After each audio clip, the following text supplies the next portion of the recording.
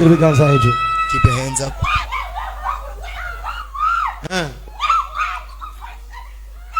Mufashe.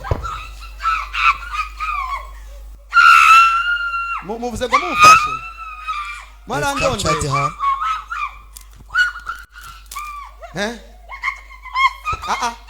Mutangiye gusezera ku nguvu.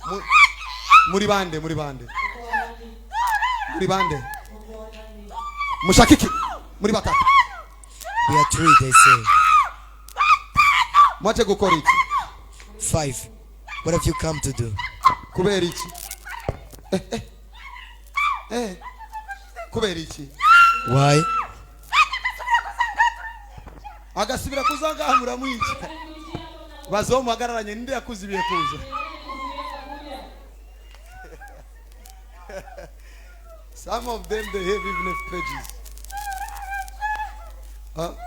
Mamuvuze ngo asubiye ngaha muzomica kubera iki? Ndatangaye muzomica gute kandi ngomba kubatera aho mutazomubona. Data nsenga data nkorera. Ndatandukanije abadayimoni n'uyu muntu. Nibazosubira guhura nibazosubira kubona. Aba badayimoni ndabashize mu ibohero zobagumya kugeza aho Yesu azozira. In Jesus mighty name I pray. Amen.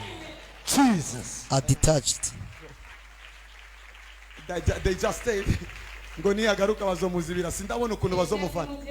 I don't know how they're going to stop this person as will be coming. Mamugira ngo abantu bose bari tayari kuba ukama deliverance ngo. You think all the people are ready to do deliverances? Wogira ngo nibabikunda. You think they don't like? They know it is a battle. Have you seen the hatred of the devil? Iyi niyo nzigo mubona mu bantu kanaka bagirira. It is a hatred you see from the people.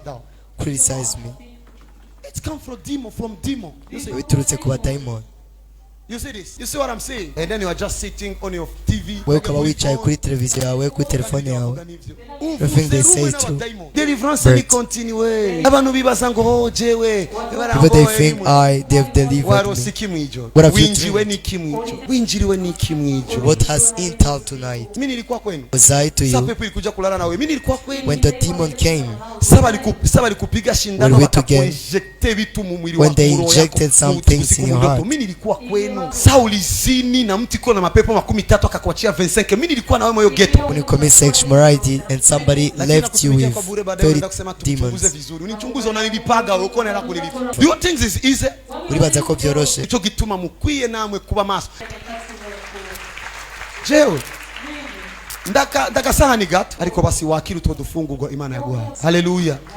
Icho ni chambere cha kabiri. This is the first one. Number 2, after deliverance, utoke tena ukakupa kibi makopo byako huko bana. Inyuma yako kubohora leo uchiura na kadogo uri mwiza unaanika na wewe ukachutama na bari bose and then you have a sex ukatudusubiza kandi twebwe muri deliverance kama mimi bisaba ko mvuga guca ari abakobwa bakiri batonga bamwe batewe n'abarozi abandi nabo batewe n'abadayimoni kubera kutubaha abavyeyi babo but others were attacked by the demons because avuye ngacha asubira gutuka papa wewe ka so you return daimoni subiye kuronga umujyango you come to insult your parents tena njoni ngiye magzerisi baya demons gonna have the door to enter in you.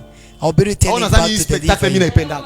Or do you know usamarira ngira jeo iyo uri kurabona umwana w'umukobwa when you see a young girl afise dignité yiwe ariko arazunguruka nga surrounding in this place ko ibintu binjohera the movement of the demons it choice zegerezwa kumubohora I have to deliver the person sinon c'est pas les scènes à voir bami impuzu ziraguruka n'amafiere ugira some clothes now demon speaks now bro demon wakavuga demons ko ziravuga demons are speaking and somebody because now you have a microphone somewhere